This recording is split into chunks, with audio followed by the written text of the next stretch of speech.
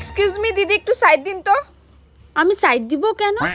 কারণ আমি ওইদিকে যাব। আপনি ওইদিকে কি করতে যাবেন? ওইদিকে আমার কাজ আছে তাই। আপনার ওইদিকে কি কাজ আছে?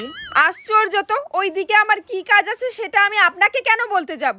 তাহলে আমি আপনাকে সাইড কেন দিব? কারণ আপনি রাস্তা ব্লক করে রাস্তার মাঝখানে দাঁড়িয়ে আছেন। আমি কেন রাস্তার মাঝখানে দাঁড়িয়ে আছি? ওহ, সেটা আমি কি জানি?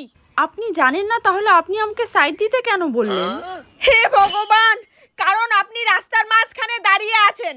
আপনি কি করে জানেন আমি রাস্তার মাঝখানে দাঁড়িয়ে আছি? কারণ আমি আপনাকে নিজের চোখে দেখতে পাচ্ছি।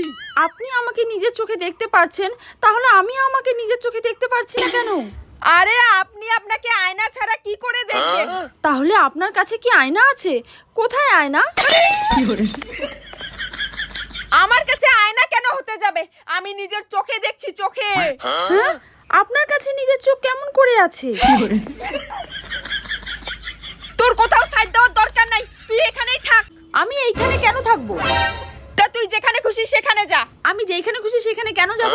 ভাই, তোর কোথাও যাইতে হবে না, কিচ্ছু করতে হবে না, তুই দয়া করে আমাকে ছাইড়া দে। কিন্তু আমি তো আপনাকে ধরিনি। হায় রে, আমি যে কার মুখ দেখে বাইরে বের হইছি। কেন নিজের মুখ দেখে? একদম ঠিক বলেছিস ভাই তুই। আমি বাড়ি যাই। বাড়ি কেন? আপনি তো এই দিকে যাচ্ছিলেন। তাহলে সাইড দে ভাই, আমি ওদিকে যাই। আচ্ছা, আমি কেন সাইড দেব? কি